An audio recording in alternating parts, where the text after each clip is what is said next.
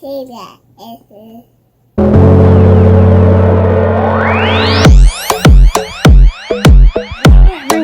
Welcome back again. It's been a hot minute. I'm so glad to sit down to do this particular video. And if you're seeing this face for the first time, you're welcome. For those that are coming back again, thank you very much for coming back again to listen to me, to listen to my story. I appreciate you. Thank you. In today's video, I'm going to be talking about a rather sensitive topic. I know quite a number of people asked me about this one, which is pregnancy. How did I deal with pregnancy? How did I go through pregnancy with sickle cell disease? What exactly did I do? What did I go through? A lot of people asked me that in the comments. A lot of people asked me also. I got some questions on Instagram as well, talking about how do you handle family life? How did you actually go through pregnancy with this disease? You know, I mean, for those that don't know, I do have two children, 2 girls, 7 and 2. So I've gone through pregnancy twice. And you know, if you're watching me, you came upon this channel and you're watching me and you have a disease, not particularly sickle cell, but you have any disability and you have a disease and you feel that, you know, maybe that's the end of it, you're not going to be able to accomplish some things that you've set for yourself, or accomplish some basic things, just have it in mind that I'm a testimony to the fact that you can go through anything as long as you have God on your side.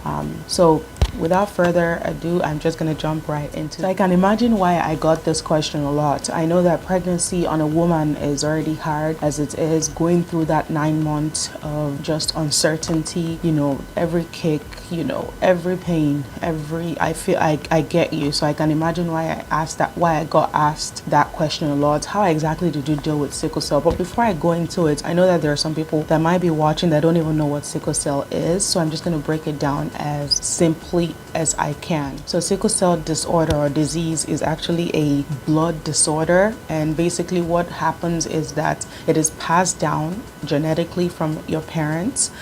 Each person, when they're born, carry a set of genes, and an S gene. If you get passed down 2 S genes from each parent, so each parent will give you a gene. So let's say, for example, in my case, my mom is AS and my dad is AS, and unfortunately I got passed down the S gene. We are 3 in my family. I'm the only one who has sickle cell, so unfortunately I got passed both their sickle genes and I ended up having sickle cell. And basically what sickle cell disease is, the hemoglobin, which is a protein, a molecule in the cell that transfers red blood cells across the entire body, the tissues, the organs. That cell is sickle shaped. So a normal cell is O-shaped, but unfortunately for sickle cell you have S-shaped. And so you can imagine what's that saying, a square peg in a round hole, basically. So with a sickle shaped cell, if you have oxygen trying to be passed around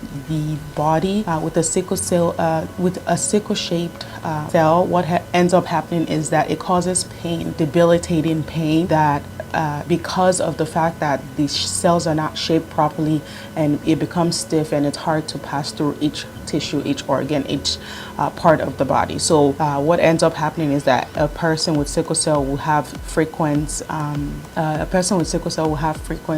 pain crisis. It's called a pain episode, a pain crisis, where like their joints hurt or their back or any parts of their body, and that's because of the lack of oxygen being moved properly around the body. I mean, even in the Bible, we all know that the life of a person is in the blood. So if one is lacking in blood supply or blood movement across the body, you can only imagine the pain. I can't begin to explain the type of pain that I feel when I do have pain crisis. All I can tell you is I would not wish it on my worst enemy. So yeah, pain, you know, the pain is the major issue that one faces. And the unfortunate thing about the sickle cell pain is that it comes sporadically. I mean, yeah, you have your stressors, which I'll probably talk about some other time, but you know, unfortunately the pain is one that you have to deal with, you know, for the rest of your life, and you just have to work your way around it, try to find, you know, ways that you can manage that. So I hope you understand a little bit about what sickle cell is and what it does to the body, and why, you know, because it's going to be very important to note that,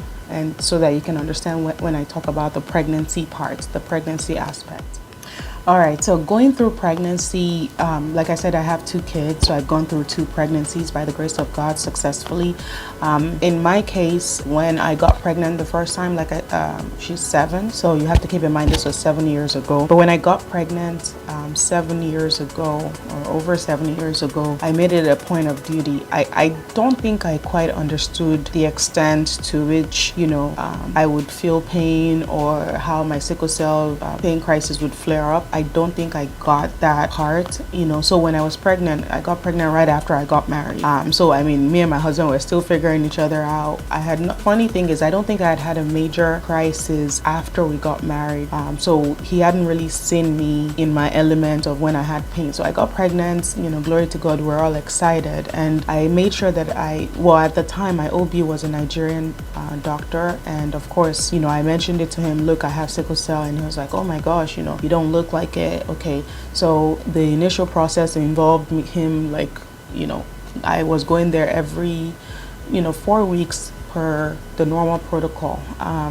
And that changed very quickly. So in my second trimester, again, remember with sickle cell, you already have a lack of oxygen. Oxygen is not really as much as it should because of that blood flow issue that I had explained earlier. So in the second trimester, as the baby is getting bigger, I started to have a pain crisis. I remember the first time I had a pain crisis in my first pregnancy, it was in the middle of the night. I was sleeping, I woke up.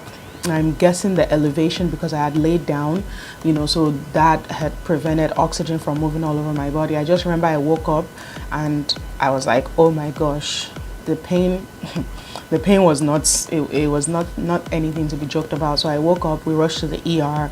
I mean, as I'm saying it now, it's funny, but back then I'm talking like yelling and screaming because I was breathing in pain and I was pregnant. So I remember we rushed to the ER, and which was the hospital that I was registered with. I rushed there, and of course, because I'm pregnant, they take me straight to the maternity area. And when they admitted me, of course, they know my history. Right then and there, they gave me pain meds.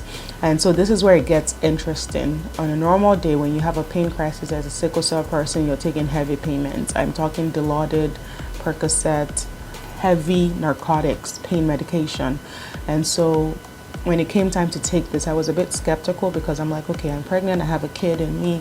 The good thing was that at that time they had paged my OB and he okayed it, right? So, I took that. I felt better, the pain subsided, I went back home. As I progressed in the pregnancy, so of course, normally what I would do is at this point, I'm still working, I'm going to work, I'm coming back home, I'm taking it easy as much as I can, but of course, I'm a newlywed, so I'm still trying to fulfill my obligations, go to work, come back home and things like that. So, take care of the house. I wasn't doing anything more than I should, but I was also conscious that, okay, this could happen again. And I just noticed the pattern of at night when I try to lie down, sleep, I would have this pain crisis again. So for like the most part of my first pregnancy, I sat up to sleep. That's the unfortunate truth. Like I would sit on the rocking chair and that's how I would sleep, because any type of lying down that would reduce like pressure to, like blood flow to the rest of my body would cause pain. I remember that in October, which was 2 months before I had my daughter, I had a crisis that for some reason it just would not let up, and so at this point I was already getting tired, so I got admitted again at that point in my OB, and thank God I had a Nigerian person because he was very well aware of what this is, and so at that point I had to have a blood transfusion.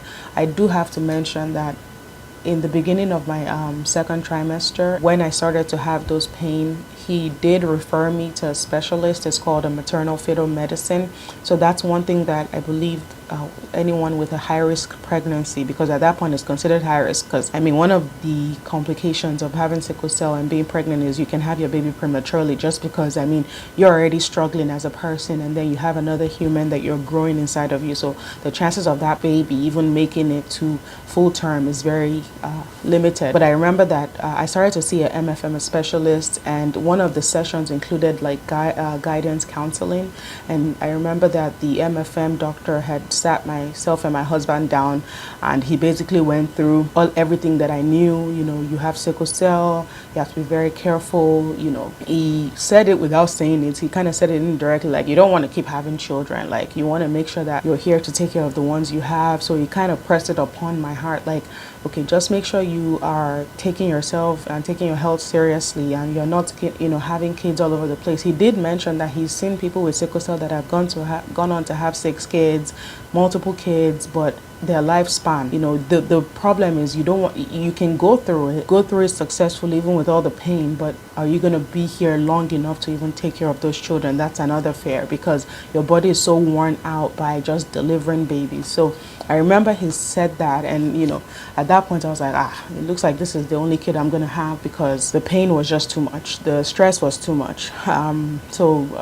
He did the guidance counseling, and then with the MFM, what happens is they do a non-stress test where they put the little round baby monitor thing on your belly, and every week I go, they check, make sure that the baby's heart rate is fine, and every other week I go back to my OB. So I was going literally every week to an appointment, either for my OB, my checkup, or I was going to the maternal fetal medicine for the baby. So the maternal fetal medicine is basically, they do the non-stress test, they do all of that for the baby, because again, blood supply, they're making sure that the baby's receiving blood and all of that. And to the glory of God, everything was fine. I do have to mention that in October, when I had the pain that would not go away, at some point I started to have pain crises, even without, in fact, at the point I could not sleep, because it was as if at night, once it's nighttime at a particular time, the pain would just come from nowhere.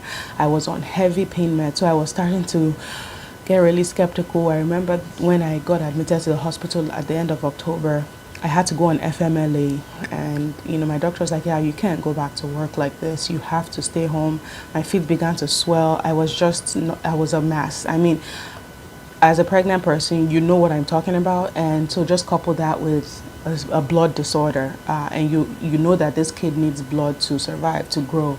So it was and when I say I've seen death right in front of me, I've stared death in the face, I know what I'm talking about. So yeah, in October, when I had her in December, so it was, I can't remember, 7 years ago, but yeah, October of that year, I was admitted to the hospital, which is still the maternal, where I would deliver the baby. I had a blood transfusion, and that was my first ever blood transfusion in this life. To the glory of God, I haven't had a blood transfusion before then. And another thing with sickle cell is blood transfusions are not really good. I mean, continuous ones, they help in the long run, but it's not something that one wants to do. So I had a blood transfusion then, and after that, I was pretty much home on bed rest, like literally, it was a doctor's order. I had to stay home because we didn't want anything to aggravate the pain. I remember that I asked the doctor, like, all this pain medication. At some point I became very skeptical about the pain meds I was using. I didn't want my kid to come out with any sort of withdrawals or any, that was my thought at the time. So I remember that I had asked, is this going to be the case? And he was like, no, like, at this point your health is paramount, you need to stay alive so the baby can stay alive. So I would think about that, and I'll reluctantly take those pain medications just to stay above the pain. And I'm talking, like, I think it was Dilaudid at the time, and it's not like this pain medications really take away the pain. It just kind of calms you down for a few hours, and before you know it, the pain is there again. So for the better part of my third trimester and my first pregnancy, I went through pain while pregnant. And so thank God for a good support system. Thank God for my husband. I mean, I don't even know what I would do if I didn't have such a support system, because at some point it was just me and God. Like, my faith was shaking. I was like, I don't know if I'm going to make it. So at 38 weeks, and my doctor was like, you know what? The baby is good to go. I was like, yes, please get her out. And that's how I delivered my first child. It was through C-section. Because she just wasn't ready. Of course, it was 38 weeks. We had tried to induce and she was not coming down, so we ended up with a C-section. And so for I took my time, and to be honest, I thought that was going to be it with my first pregnancy. I thought that I was just going to have one child, and that's why there's a big gap between them, because I literally sought the face of God the second time around. Like, God, I don't want to go through that pain. I don't want to go through the stress. But the second pregnancy was also the same. But of course, I was wiser. I was more mature. So I knew what to look out for from the onset. At this point, I had an Asian doctor. She's a high-risk doctor. So she, of course, in fact, she had done a sickle cell, I think she had done a sickle cell, I think she had worked with sickle cell patients prior, so she knew exactly what to look out for. In fact, the two doctors I had, they're godsends. They would pray with me, they would encourage me. I remember when I had my second kid 2 years ago, and after I had her, my eyes were pale, like yellow, like jaundiced. And the OB came in. This was a day or two after I had her, and she was like, "You need to have a blood transfusion." I had done a blood transfusion like in April. I'd done a blood transfusion in April. She came in May, and then I did another blood transfusion. It's funny because in that April, when I did the blood transfusion, 2 days later, I was out taking maternity pictures. It's so crazy how strong. You don't know how strong you are until being strong is the only option. And I just thank God, because I don't think I would have done this without a strong faith. Like, that's just the honest truth. I prayed daily. I prayed constantly. It was a constant war. I was like, God, I'm not ready to go yet, because those are the thoughts that were running through my mind. Like, oh gosh, this pain is here again. Is this the pain that's going to send me, home to my maker? But thanks to God, I am here. I'm still alive. I have two beautiful girls to show for it. And, I'm just glad. So for anyone going through this, it's very important that you seek counsel, seek godly counsel. I'm that type of person that would scream it through the rooftops if I hear anyone trying to be matched with someone who is not genetically compatible with them. You'll hear, oh, he's AS, I'm AS. And I'm like, what are you guys doing? Like, the pain, the turmoil, bringing a kid with this disease into this world, is it really worth the love? But that's a story for another day, because I know that there's a big debate about this, follow your heart and things like that. But I don't think it's worth it, in my opinion, because I'm living it, and I just feel like there are just some things that, wisdom is profitable to direct. So that would be me. I would be that person that would be, discouraging it from the get-go. It doesn't make sense. And the funny thing about this thing is, you can see me in pain today, and tomorrow I'm back to normal. That's just how sickle cell is. It's so unpredictable. I could have planned to do something major for myself or go out, and then before you know it, I'm writhing in pain, and that's that. So it's a very depressing disease, to be honest with you. You need Christ, man. You need a higher power, because this is not a battle that you can fight on your own. I don't want to ramble too much, but I hope you get it. So, you just need support system. You need God. You need God to help you throughout the journey for pregnancy. So if you're watching me and you have sickle cell and you're wondering if you would ever be able to go through pregnancy, just look at me. I've done it, and God has done it through me twice. So it is possible. It is doable. You just have to do your research, seek godly counsel, and get some great doctors that know what they're doing. And with that, I've come to the end of this video. I hope you enjoyed it. If there's still anything that you are not sure of in this video and you wanted to ask, please feel free to ask me. I think in my next video, I'll probably talk about how I juggle motherhood and work and all of that. But I think we all do that, right? We just find a way. God will help us. So yes, that brings me to the end of this video. I hope you enjoyed it. Thank you so much for watching, and I'll see you guys in my next video. Bye bye.